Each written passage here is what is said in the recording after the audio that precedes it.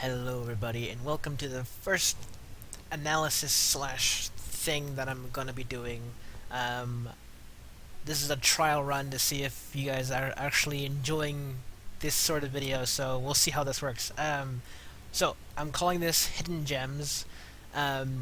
Basically what I'm gonna be doing is analyzing every single RWBY video, looking for all the secret hidden things that the animators put in as like background filler kind of thing, or like just like kind of secret things in the background that you might not have noticed the first time around. Maybe if you've seen the episode a couple times, you might have not noticed some of these because a couple of these are really hidden, and I like really searched for them. So this is gonna be the first episode. So if you haven't seen this for Chapter 1 of RWBY Volume 3, then go click away and go watch it for yourself, and then come back here and see if you've noticed any of these. So we're going to get started.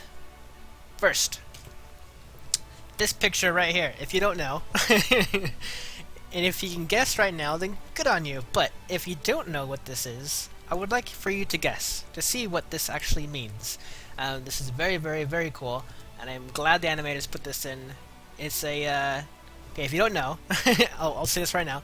It is a tribute to Monty. Basically, this is like his signature that I guess he does, and he's had it on a forum post a couple of times.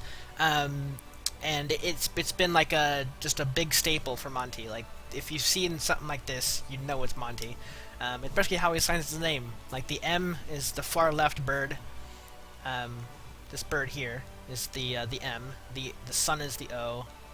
And then N for this bird, and then T for this bird, Y for that bird, O again for the O and U, and then M. That's basically how Monty's signed his stuff before. So, yeah. So I thought that was really cool that the animators put that in. Next, we have this image. See if you can determine what I saw here as a hidden gem. Some of you might get it right away. Some of you might not notice it at all. So here's what I saw. Right there. It's the CCT AI girl. I wonder if it's on purpose, because I haven't seen that model in this episode. This is the only time I've ever seen this character in this episode. So I wonder if it was purpose. They purposely put it in there as like a hidden kind of feature thing, or there's kind of using old models to kind of fill the stage and everything, which is totally fine. I get like that. Like they have to. There's a lot of people in the stadium, so they have to fill it, kind of thing. So so that's what I saw. That was pretty cool. All right, next we have this scene, which most of you would probably not know that it's Mistral, but that's what I found. So Mistral seems to be like. I don't know, you can't really glean too much off of this picture, really. They just kind of seem more like laid back, not in normal attire, that kind of thing. I thought it was pretty interesting. This, we know it's Atlas because of their clothes. But what I saw that was really cool in this picture was this. So, they have little pictures here. This is the Forever Falls, if you don't know. Let's see, Blake ran through it in her trailer, and it was also in the episode, crap, what was it called? Can't remember the episode, but it was in RWBY 2, they were there as well, so that's very cool. It's also almost an exact picture. If you see like this like bush thing right here on this picture frame, it matches up with this bush right here, and also these trees match up, so it's kind of funny that the artists who drew these images for RWBY put them in as like background kind of atmospheric filler kind of thing. Also, right next to it, we have the CCT Transcontinental Beacon, or the Beacon Transcontinental Communication Tower, or something. But yeah, so it's very cool that they have that in there as well. Yeah.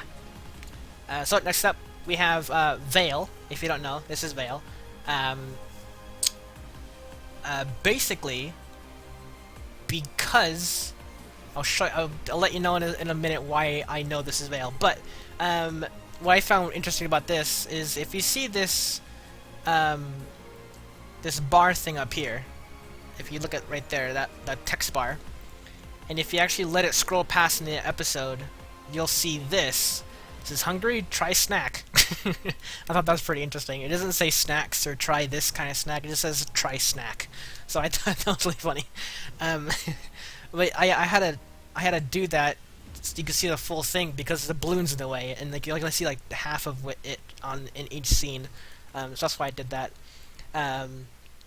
Yeah, I thought that was a cool little kind of thing. Also, you can't really see the first sentence of this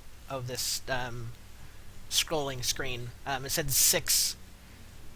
Said something of 6 or 6th of something. It continued on with 6, like 6 what was something. I don't know.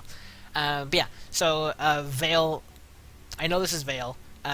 So it's they seem like pretty lively kind of people. But yeah, we've got to mention that these people look very like uptight, proper kind of tone like that. So that's pretty interesting to see. Okay, back to this. Yeah, so these guys, this kind of Vale seems very like nightclubby because there seems like a lot of clubs and stuff and just social events like everywhere. So it's pretty cool. They seem to have a lot of technology too. Also, Atlas does as well. Yeah. Okay. So we have this picture, which is Vakuo. Basically, if you don't know, in episode 2, if you haven't seen, there are some people who mention that they came from Vakuo, and they mentioned that they have. Yeah, if you've seen episode or chapter 2, then you know this is a good assumption that this is Vakuo. What I've seen from this is a camper trailer, which is kind of cool. So I don't know if these people are actually like if they travel everywhere, if they live here, kind of thing. But it's a camper trailer.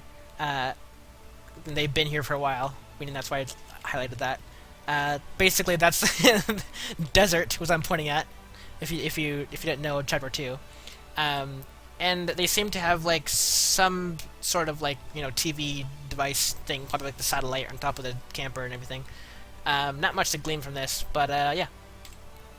So what I saw from this picture was Ruby's scythe is not white; it's red in this picture for some reason. I don't know if that's because of the atmosphere that they're in. They're in like the lava zone or the fire kind of arena side of the arena. But I thought that was pretty interesting. Like it might be a visual bug or something like that. But yeah. So her blade is red for some reason, and in other scenes it's white. So it changes back and forth, I guess. So this picture was very interesting. There's a lot going on here, but there's 2 specific things that I would like to highlight as a hidden gem. So see if you can find it right now, but I shall highlight one of them because it's really, really far away. And I think it pops up immediately. I'm not actually sure. I'm not sure which one comes up. Anyways, I found this. There we go. A robot guy. And someone else... Actually, I didn't find this. Someone else found this in this subreddit of RWBY. So props to the guy who found this. I don't remember his name, and I couldn't find it. I was trying to look back at it. But yeah, so someone found this as like a hidden kind of thing. So it was pretty funny to see, like a robot kind of vendor person, which is pretty interesting. But what I found funny was this: Yatsuhashi posing for 2 Vale students, I believe. I think they're Vale. No, not Vale. They have to be Vakuo or Mistral, one of those. But yeah, so Yatsuhashi is posing for 2 girls, which is pretty funny. So yeah. Alright, next up, we have this picture. This picture is very interesting because it's only like 3 seconds, 2 seconds long, something like that. But what's interesting about it is they have the people like grapes soda machine on the right side, and they have cans up there on the stand with people like grapes as well. So I took these 2 images that you see here from Volume 2, Chapter 1, the food fight, where we see them most often when Nora's like tossing cans out at Blake and everything. But yeah, so that was pretty interesting. And this scene I thought was really entertaining. So we know what happens here if you've seen chapter one. But what I found interesting is this: there's no arena. They're not fighting on an arena. They're fighting on the middle platform. There's there's nothing there. So I'm wondering if that was on purpose. I don't know if this was like a last minute addition that they added to tease the fact that Neo is in their group, as in their team and everything. Um, I'm not sure, but it's very very very strange that they don't have an arena behind them. They're not fighting in an arena. There's no biomes or types of environments like in the arena with them. They're just fighting on like the middle platform right here. I took the screenshot on the same episode, so that's not a spoiler. All the pictures I tried very very hard. All these pictures that I'm showing you are from chapter 1. I'm not showing anything from chapter 2 right now. So I just want to keep that in mind. But yeah, I thought that was pretty interesting. They're not fighting on anything. Alright, this picture was pretty interesting.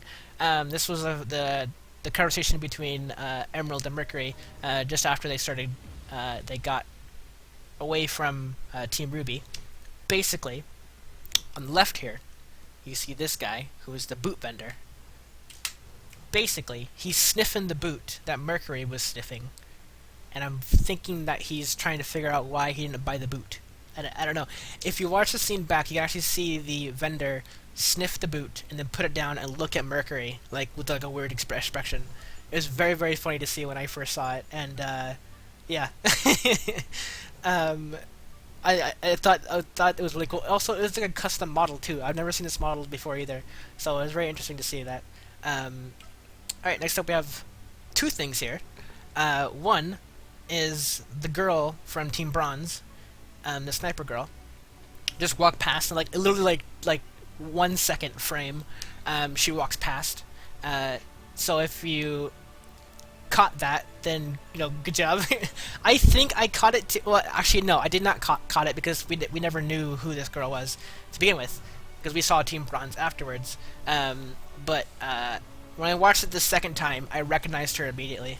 But yeah, second thing I noticed is a stack of X-Ray and Vav comics right on the counter there.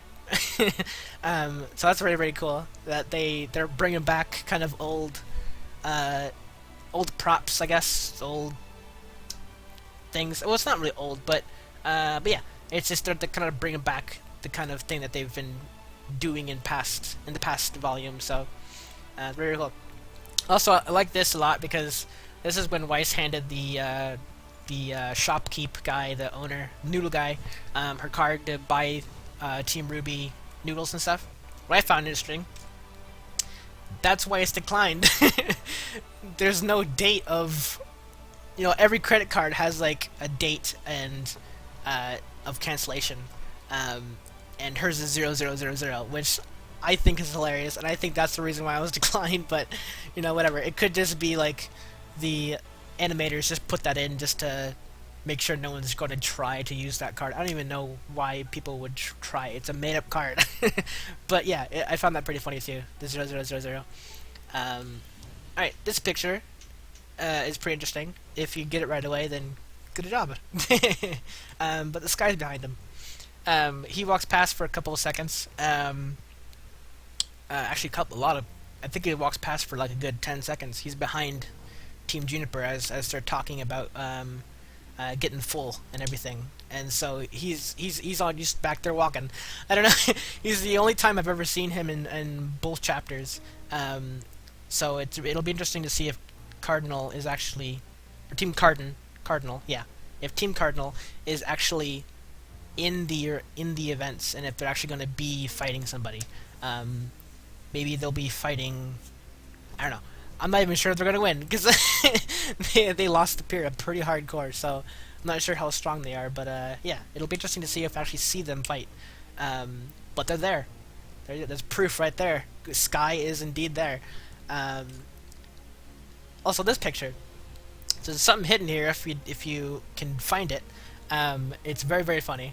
I'll give you a few seconds to do it. But yeah, so this scene was very. I had to watch the scene very intently to see if there's anything that I saw.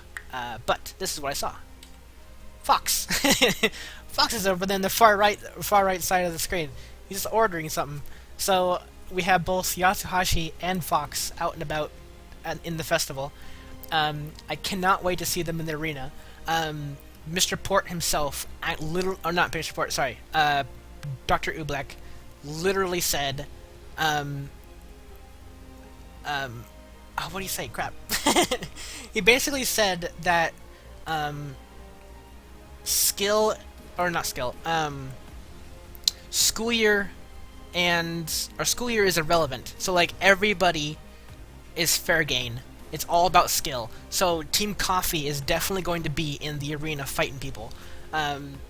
So that means Team Coffee versus RWBY could be a possibility. So it's very, very interesting to see what is going to come of that. But yeah, Team Coffee is definitely here at the festival. Yatsuhashi and Fox both are here. But yeah, it took me like if you look back at this picture, it's like just in the very, very corner of the screen. You can barely kind of see him right there. But yeah, so that's pretty much what I do. I love just looking over scenes to see what I see. We've got a few here more. Okay, this one I actually didn't want to talk about. There's somebody that has a theory out, basically stating that this scene with Raven, sorry, Yang's mom, is a theory that Raven told Yang about this coming, like doom coming, like the bad guys kind of thing, and I think they think the reason why Yang is turning in this scene is because she knows that Emerald and Mercury are not who they say they are, like they're not students. So that's what the big theory is. So if you ever seen this scene, you think, why is Yang looking behind her? That's the reason. People are that's a theory on the reason why she's looking behind her.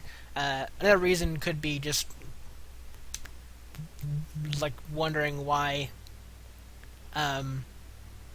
they got there late or something, because they left. Emerald and Mercury both left Team RWBY before they even got to the noodle stand, and then Team RWBY ate noodles with Team Juniper, and then got to the arena, and then Emerald and Mercury both showed up right after them. So that kind of like time gap, I think, is also a reason why she might be looking behind her. I'm not sure. A lot of things to be gleaned from that. One thing I wanted to note here, which was the very end battle between, or not end battle, but the ending of Chapter 1 was when the slot machines started like spinning and everything, and they on these two sides of the arena, the two elements started coming up. I noticed this like line between all the arenas. All of them have these like lines all the way through them. Even the RWBY versus Auburn fight, they had lines in the ice and the lava too. So I'm wondering if my assumptions were correct in my reactions. I wonder if there's going to be multiple arenas later on, because the mountain could be cut and then some other arena would be like right next to it. So I wonder if that's possible, because it wouldn't make sense really to have a line there in the middle of the, like straight down like a slice like through the arena. So I don't know. It'll be interesting. Because you see the 8 slot machines down here at the bottom. And you can see like the little modules pretty much. Every section is a module. So I'm wondering if later on we're going to have, instead of 2 modules, we'll have like, 4 or 6 or even 8 modules at once. So it'll be pretty interesting. Maybe that's the end fight. Holy crap. Maybe when all the other fighters are fighting each other, maybe they'll put like 6 people or 8 people in one arena, like a fight to the death kind of free-for-all. Not death, but free-for-all. And everyone has like their own element in the arena. I don't know. It'll be interesting. So that's all I got.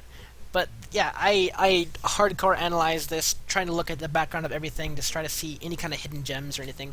I know I probably missed like 1 or 2 things.